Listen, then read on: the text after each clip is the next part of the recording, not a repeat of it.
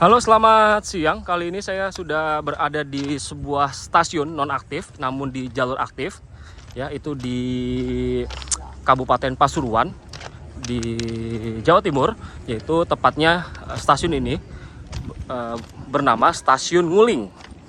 Nah, bangunan stasiunnya itu ada di depan sana, yang sebelah kanan ini. Lalu ini ada di sini, itu adalah bekas gudang ya. Ini diperkirakan stasiun ini sudah nonaktif sejak era 1970-an atau mungkin sebelumnya, ya, karena berdasarkan surat kabar Simponi yang diposting oleh Perpusnas, yang dimiliki Perpusnas ya di tahun 1977.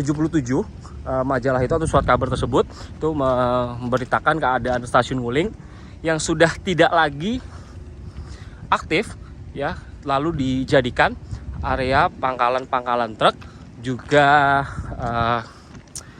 tempat mangkalnya para wanita-wanita malam.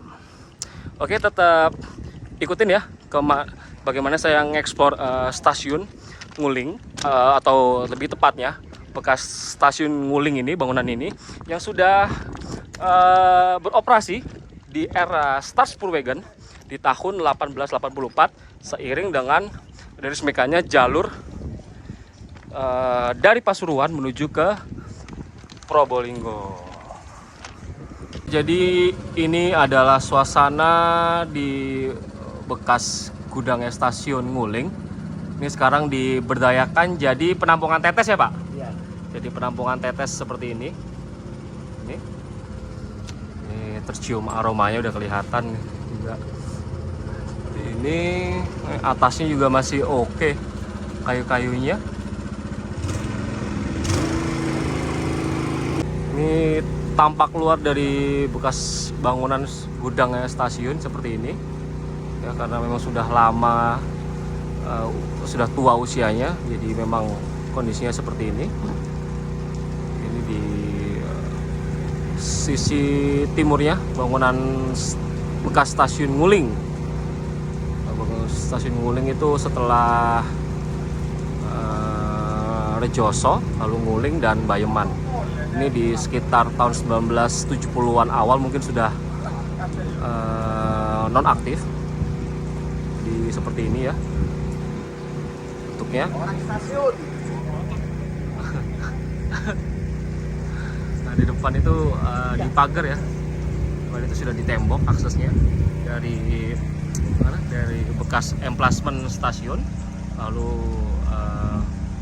ditembok untuk alasan teknis keamanan tentunya, dan juga sekarang area ini digunakan sebagai tempat usaha.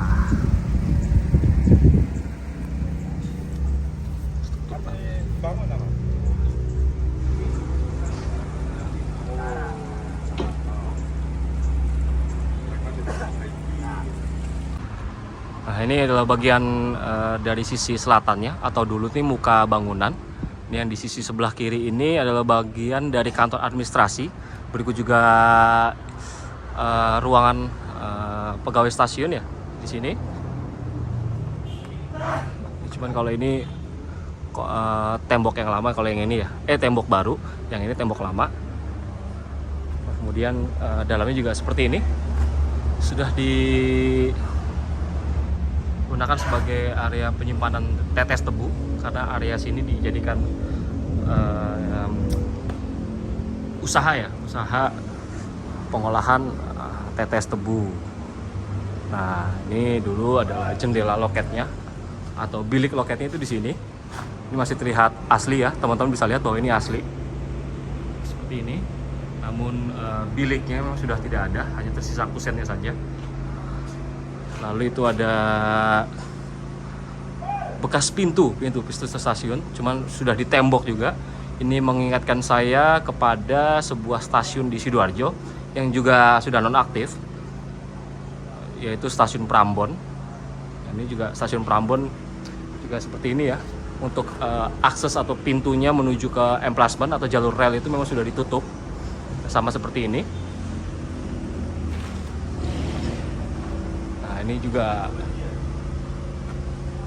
Ini juga bagian dari ruang tunggunya.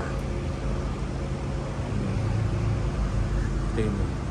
Nah, jadi kalau teman-teman membayangkan seperti apa bentuk stasiunnya, untuk stasiunnya itu hampir sama dengan stasiun Mbayeman. Ya, stasiun ini memang dulunya itu adalah sebuah halte tua, ya, yang resmi berdiri atau resmi beroperasi yaitu sejak tahun 1884. Seiring juga diresmikannya jalur dari Pasuruan hingga ke stasiun Probolinggo di tahun tersebut. Nah, jadi tipe-tipe stasiunnya di tahun 1880-an milik Staatspoorwegen itu memang seperti ini. Sudah tidak lagi banyak memakai material kayu sebagai dinding ruang tunggunya. Ya, teman-teman bisa lihat bahwa ini pakai dari dibuat dari tembok batu bata yang diplester. Jadi kalau bisa lihat teman-teman lihat ada model stasiun yang seperti ini yang bersamaan, itu bisa dipastikan bahwa itu adalah sebuah halte yang sudah ada sejak tahun 1880-an atau dekade 1880-an.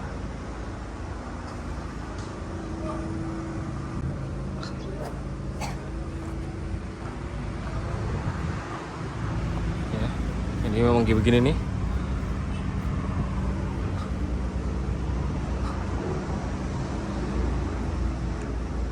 Dulu ada bekas ininya, papan nama stasiun ya, atau nama stasiun di sini.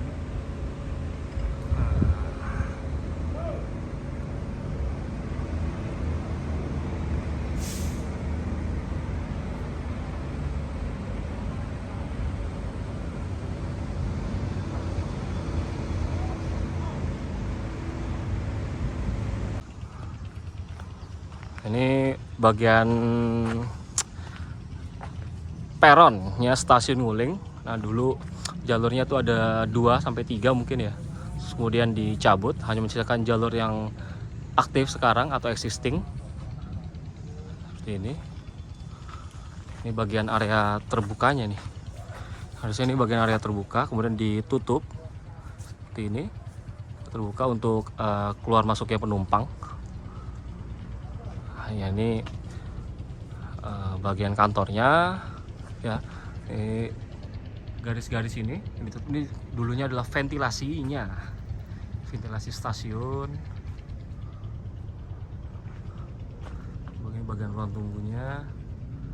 Ini penumpang itu akan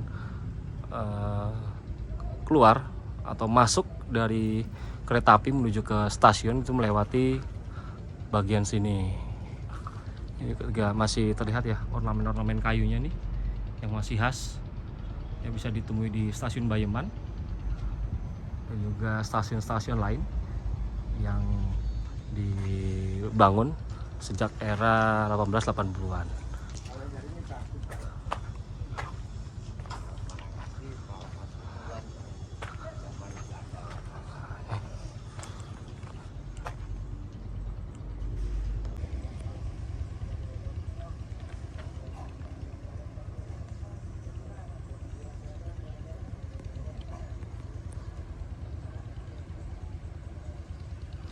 Oke, jadi yang ke depan sana itu yang mengarah ke timur itu sampai ke Banyuwangi, sementara yang ke arah sebaliknya itu mengarah ke Pasuruan hingga ujungnya itu ke utara, yaitu ke Surabaya. Lalu dari Surabaya juga kemudian bisa ke arah barat ke Yogyakarta dan seterusnya hingga ke Jakarta. Jadi kalau misalkan teman-teman perhatiin lagi ya, itu memang stasiunnya juga mirip banget sama stasiun Mbayeman yang seusia dan juga di jalur yang sama, di petak yang sama, yaitu dari Pasuruan ke Probolinggo yang dibuka pada tahun 1884. Nah, dulunya tentunya mempunyai 2 rel ya, punya 2 rel atau 3 rel lah. 2 rel itu minimal ya, dimana jalur spur lurusnya ini harusnya digunakan sebagai spur lurus. Lalu spur beloknya jalur 1 itu ada di sisi kiri sebelah sini. Nah, teman-teman bisa lihat sekelilingnya ini pemandangan seperti ini. Ya, sawah-sawah ya. Lalu di sana itu ada pelang aset yang menandakan bahwa areal stasiun ini atau aset PT KAI itu sampai di sana.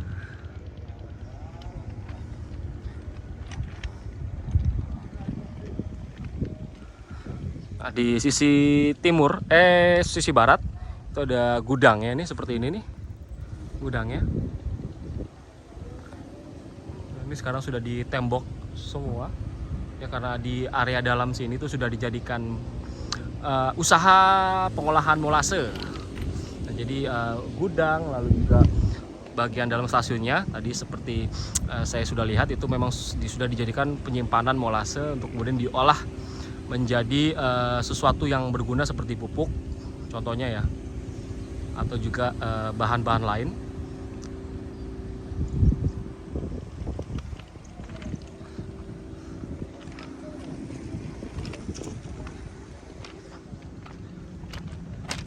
Nah, ini ya kita ketemu sama salah satu ini ya Pak, apa namanya, yang nempati stasiun. Iya, Stasiun Nguling. yang mengelola stasiun Nguling. Namanya siapa Pak? Tutu Antoro. Sudah berapa lama Pak di stasiun Nguling ini? 12 tahun Pak. 12 tahun. Ini sekarang dijadikan ini Pak, pengolahan molase ya, tetes ya? Molase untuk limbah.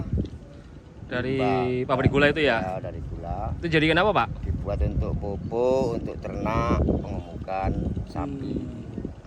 Siap. Berarti selama ini bangunan stasiunnya dirawat sama jenengan nih Pak? Siap, kita yang merawatnya Pak. Iya, semoga ini Pak, Iya. semoga nggak ambruk ya Pak. Iya. Harusnya bangunan lama harus dilestarikan. Jenengan asli mana Pak? Asli Probolinggo apa? Asli Pasuruan gratis Pak. Asli Pasuruan Grati, cuman sudah kerja di sini Ya, 12 tahun. di sini yang kita untuk perawatan stasiun yang udah tidak digunakan. Siap. Oke, makasih Pak ya. Siap. Informasinya nih. Ini saya tadi diantar sama beliau keliling-keliling ke dalam ya Pak ya. Ya. Alhamdulillah dikasih izin sama beliau untuk lihat bagaimana kondisi stasiun Nguling di tahun 2023 ya Pak. Ya. Oke. Saya juga ditemenin Mas Agung. Gimana Mas kesannya setelah lihat stasiun Nguling? Ya lumayan ini sih, lumayan senang, lumayan happy karena stasiun Nguling ini kan mirip sama stasiun Prambon ya. Betul. Ya stasiunnya non aktif di jalur aktif. Ya betul. Ya cukup terkesan dengan kondisi stasiun yang masih relatif lumayan bagus lah. Ya, betul. Ya seenggaknya nggak inilah Mas ya, nggak rusak Ya. total ya, masih bisa dikenali sebagai bangunan stasiun. Iya. Bahkan itu talang airnya pun masih kelihatan itu ya. Masih asli. Oh, iya. Dengan bahan kayunya masih asli. Asli. Tahun zaman Belanda. Oh, Belanda. Tahun zaman Belanda sisa-sisa bangunan.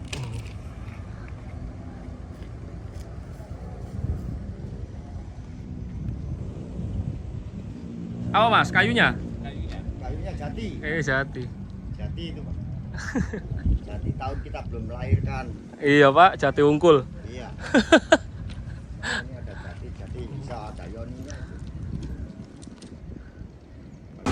Jadi selain ada bangunan utama stasiun, lalu juga ada bekas gudangnya, ini masih ada satu rumah dinas pegawai yang masih berada di sini ya. Itu letaknya di pinggir jalan raya, ini Pasuruan Probolinggo. Nah, ini letaknya di sisi jalan ya, di sisi selatan dari jalan raya. Ini sudah tidak ditempati lagi bila melihat kondisinya. Nah, dahulu ini bekas terasnya, ini bekas teras atau beranda rumah, lalu kemudian ini ditutup seperti ini, seperti ini menjadi garasinya juga. Terlihat bahwa terakhir ini menjadi mebel antik. Nah kalau teman-teman perhatikan di situ tuh, ini dulu bekas ininya ya, bekas seperti pavilion seperti itu, yang tidak menjadi satu dengan bagian utama bangunan rumah. Jadi kondisinya di tahun 2023 ya seperti ini ya. Sudah lama tidak dihuni nampaknya. Jadi seperti ini. Ini rumah gini cuma masih ada satu toh Pak? Ya? Cuman ini toh adanya? Iya. Tinggal satu ini? Kayak apa itu sisanya ya? Bisa ini, pokoknya tembok-tembok ini ya Pak ya? Iya, tembok yang apa itu udah lap-lap. Wah.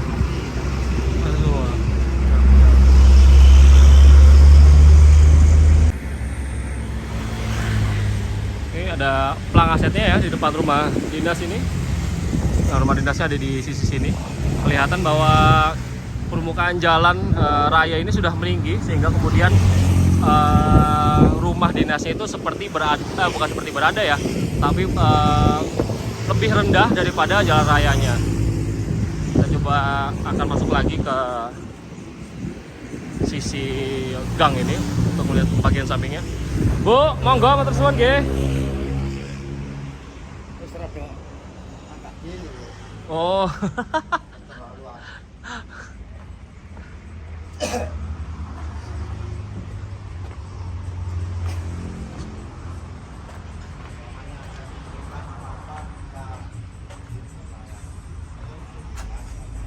Nah, ini bagian samping. Harusnya ini halamannya halaman belakang ya. Tapi kemudian sudah banyak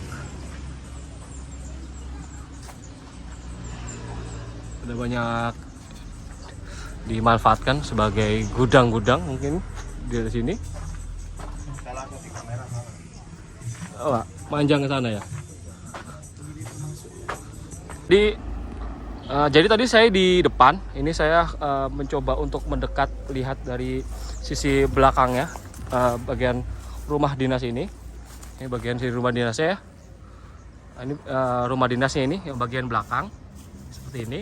Lalu di belakang-belakangnya juga sudah berdiri rumah hunian juga. Di sisi ini tuh seperti ada pavilionnya.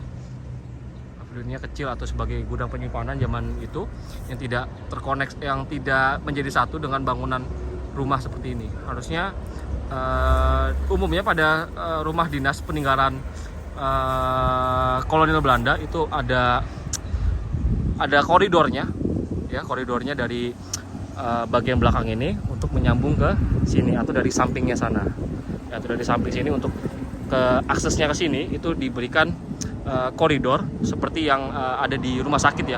Bila kita berjalan di koridor rumah sakit, nah itu kan ada yang memanjang dan diberikan atap. Umumnya rumah-rumah dinas milik SS itu juga diberikan demikian, seperti yang saya bisa temukan. Salah satunya yang paling ingat yaitu di stasiun Tanggulangin, itu di bagian belakangnya juga masih mempertahankan bagian koridor tersebut. Jadi begitulah kondisinya rumah dinas. Ini bagiannya nampak ada yang ini ya, ini ventilasinya tuh yang itu seperti sama dengan mirip dengan stasiun.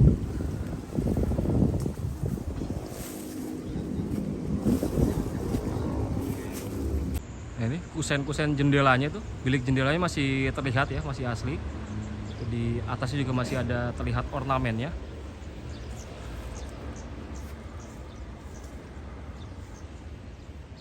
Ini seperti ciri khasnya rumah zaman Belanda. Mereka punya bentuk jendela itu lumayan tinggi, mengakali iklim tropis di Hindia Belanda pada saat itu.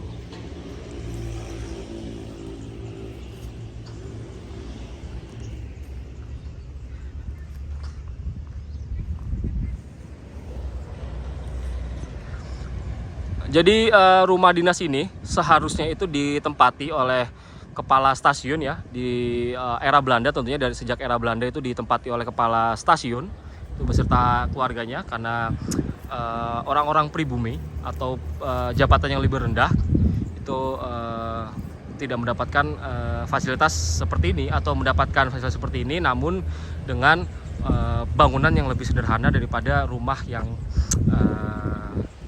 besar seperti ini. Namun kepala stasiun juga aslinya itu bisa dijabat oleh pribumi itu sejak 1914 atau 15 itu mereka sudah bisa menempati jabatan kepala stasiun. Itu yang pertama kali bisa ditemukan yaitu di perusahaan SJS. Nah, itu kemudian disusul oleh perusahaan-perusahaan lainnya karena faktor pendidikan, kualitas pendidikan pribumi kala itu yang makin meningkat. Jadi mereka difasilitasi lah pendidikannya sehingga bisa berpendidikan tinggi, kemudian dipercaya untuk menduduki jabatan-jabatan kepala stasiun, bengkel, dan setara seperti itu. Oke, jadi seperti itulah penelusuran saya atau jalan-jalan saya nih nengok Stasiun Nguling di Kabupaten Pasuruan, sebuah stasiun atau dahulunya itu adalah halte nonaktif atau dahulunya itu berkelas halte, namun kini sudah nonaktif ya di jalur antara Pasuruan hingga ke Probolinggo yang sudah beroperasi sejak 1884. Namun stasiun ini kemudian dimatikan pada era 1970-an atau mungkin sebelumnya karena letaknya yang mungkin sangat berdekatan dengan stasiun Bayeman atau stasiun di dekatnya. Alasannya stasiun ini ya, mungkin saya belum menjelaskan alasan stasiun ini mungkin didirikan karena ia berdekatan sekali dengan sebuah pasar yang ada sekitar 1 atau 2 kilo dari stasiun ini ya, di sebelah timurnya, di sebelah sana. Nah, makanya ada stasiun ini. Jadi sampai sekian dulu, sampai jumpa di video-video selanjutnya. Sampai jumpa.